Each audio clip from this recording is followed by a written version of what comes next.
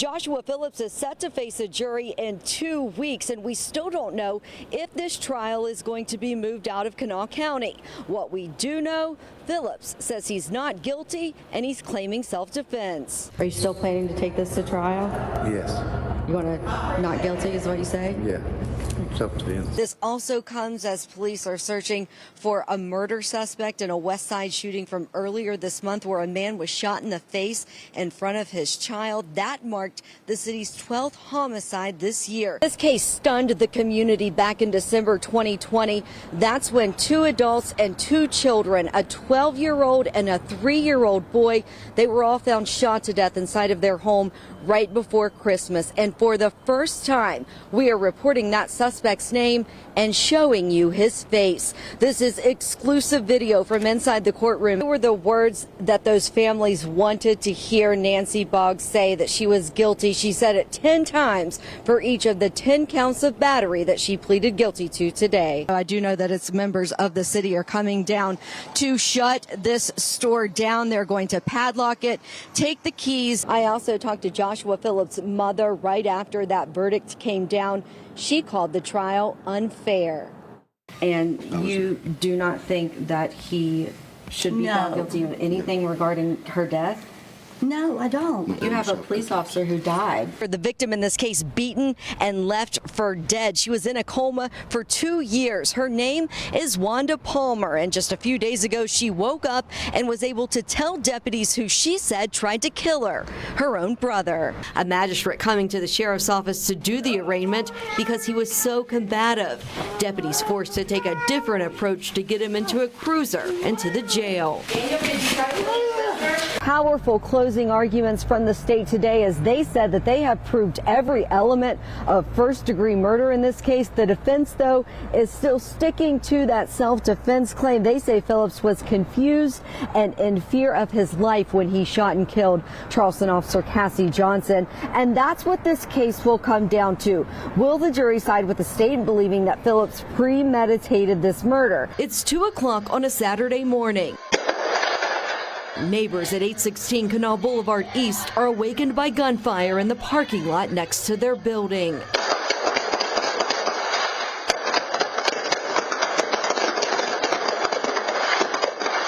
There, do you see? There's somebody down. Somebody's down. Oh, my God. Oh, Somebody's laying on the ground. Yes. There's gunshots and people running. I can't tell who's who. I mean, everybody's going everywhere. Panic and fear evident from those calling 911. We need an ambulance at Vino's parking lot. The Vino's parking lot? What's going on? Someone's been shot. Frustration, too, because to them, it's nothing new. This is about the 30th time now. It's insane. The shooting left a 27-year-old Charleston man dead. 2 weeks later, more gunfire, a woman firing random shots, appearing to try and break up a fight.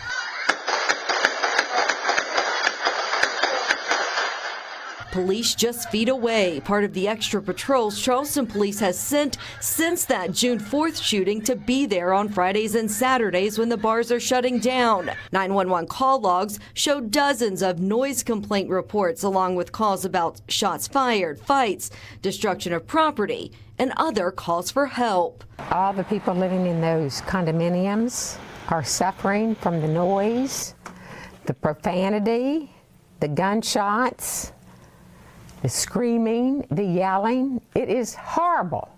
It is nothing like Charleston, West Virginia should ever be. Attorney Karen Miller's law office is just across the street. What do you want done? Protection, honesty, someone that loves this city, that I was born in, I've been raised in, I've lived here all my life. I don't want to be forced out because I'm afraid to come into my office building at night. Her office hit by gunfire on several different occasions. I want my city back. I want the violence stopped. I want the loitering stopped. I want the disturbance of the peace stopped. Miller, who's also representing Jeremy Nelson, who lives in the apartment building, says the problems start when Vino's Bar and Grill closes down around 2 a.m. on Fridays and Saturdays. Crowds then gathering in the Spiro's parking lot beside the building. They've sent letters to Vino's owner Vicente Cruz and Spiro's parking lot owner Ambrose Realty Company. After the first June shooting, they also held a meeting with Mayor Amy Goodwin and Charleston Police, trying to get answers. It's a shame that since we've had a whole building of concerned citizens, not just dealing with disturbances, but dealing with bullets coming through possibly their building and killing them, and nothing has been done. Nothing. Cruz himself has called on the mayor and police department for help, sending a 3-page letter to Goodwin on June 11th before the second shooting occurred, saying he's taken every precaution possible to keep patrons inside his bar safe, and he wants the city to do the same for those outside. Inside, we've been very good at keeping peace and not having any issues. You know, I'm usually here at the end of the night when people leave. I shake their hands at the door, say have a good night, be safe, and people leave here having had a great time. The issues come once they leave those doors. I could only protect so much, and it stops right when those doors when everybody else leaves. Cruz has operated Vino's for 9 years. He says he's the only bar owner who has security consistently doing pat-downs and using metal detector wands to stop any weapons from coming in. If you leave to smoke a cigarette or anything, we also recheck you every time you come back in the door. And it's sometimes a bit of an inconvenience for our guests, but at the same time, they know when they're in here, they're safe, and nobody in here has a weapon or anything like that. Alcohol Beverage Control Administration spokesperson Gig Robinson says right now Vino's has not been linked to either shooting. We have read and reviewed the preliminary police report, and there is a bar that is mentioned, but it's just mentioned because of the location of where it was. Now that may be, coming down the road that additional reports may indicate that. Robinson notes that the parking lot serves patrons of several downtown bars and restaurants, but says their investigation alongside Charleston Police is continuing. Cruz says he's committed to being a part of any solution, but wants more police outside, something Charleston Police tell Eyewitness News they'll continue through the summer.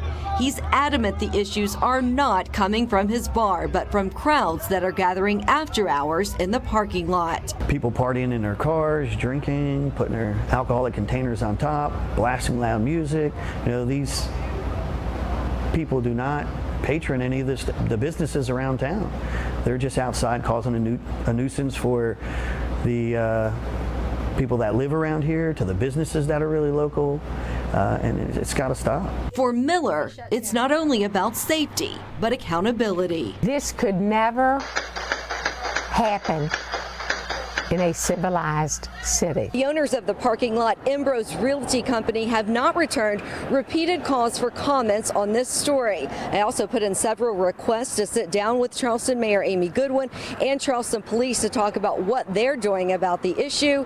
Instead, Goodwin's communications director sent a statement from Chief Deputy John Garton saying the police have increased presence, saying in every instance but one, arrests have been made. The new law went into effect in June, and since then, it's caused confusion in the court system about what can and can't be released when it comes to people charged with more than 20 different categories of sex crimes. It's meant to protect the identities of victims, but now that the records are confidential, it's also impacting the public's right to know who's been arrested and what the accusations are in these very sensitive cases. Marla Wilcox-Eddy has worked hand in hand with victims of sexual assault for more than 30 years. One of the major impacts is feeling so alone. She knows the first question victims often ask her is if people will find out who they are. Are people going to see my name in the paper? Is my name going to be on the news? Are reporters going to come and talk to me?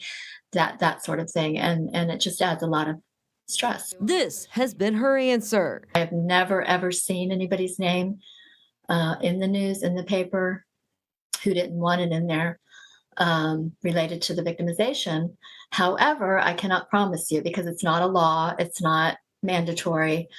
They are just being very respectful of your rights to privacy. Senate Bill 616 is the law meant to stop victims of sex crimes from being identified, at least in the early stages of an arrest, well before a trial where they would have to testify in open court. When someone is arrested, they're arraigned in magistrate court, and a document called a criminal complaint written by the investigator is filed. It lays out the information and facts of the case police have gathered that warranted the arrest. It's always been public record in West Virginia, unless the suspect is a juvenile. Now those documents for people charged with 24 different types of sex crimes are confidential. Everything from first-degree sexual assault to child pornography. The documents are now secret. Basically, what the Senate ultimately did and was passed by the House and signed by the governor was enact a bill which makes it illegal to identify not only the names of the victims, but the very documents which set forth the names of the alleged perpetrators and the nature of the crime, the facts surrounding the crime. That means that you likely won't be hearing in the press about your neighbor or child's teacher, maybe their coach, or anyone for that matter when they're arrested for one of these crimes. I think this is probably an example of the unintended law of consequences, because I think the original goal was probably a noble one. But the net effect has been that the general public and the media is unable to obtain the basic structure of whatever the crime is and an identity of the perpetrators. No one in the House or Senate voted against Brooke County Republican Senator Ryan Weld's bill during the 2022 regular legislative session,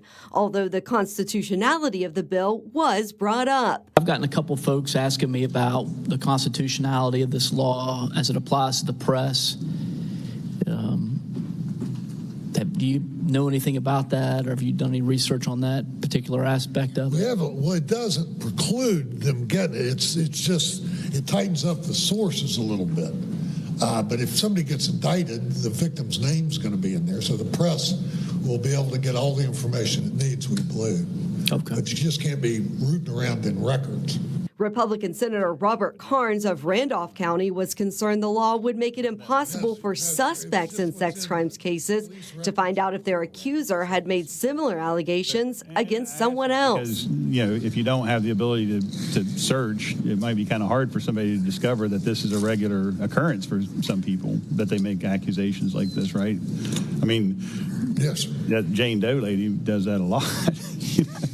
But if you're not victim of her, then you might have a hard time. The issue, though, has made its way to circuit court in the indictments that are handed down there after the case has left magistrate court. The Kanawha County Prosecutor's Office requested that Judge Mary Claire Akers seal a recent indictment for this man, Christopher Jones, based on the new law. He's been indicted on 30 sex crimes charges ranging from first-degree sexual assault and abuse to distribution and display to a minor of obscene matter. The alleged victims, children. They were identified in the document by their initials. I was asked by the state to seal the indictment completely. Akers went on to say that the government is the servant of the people and not the master of them.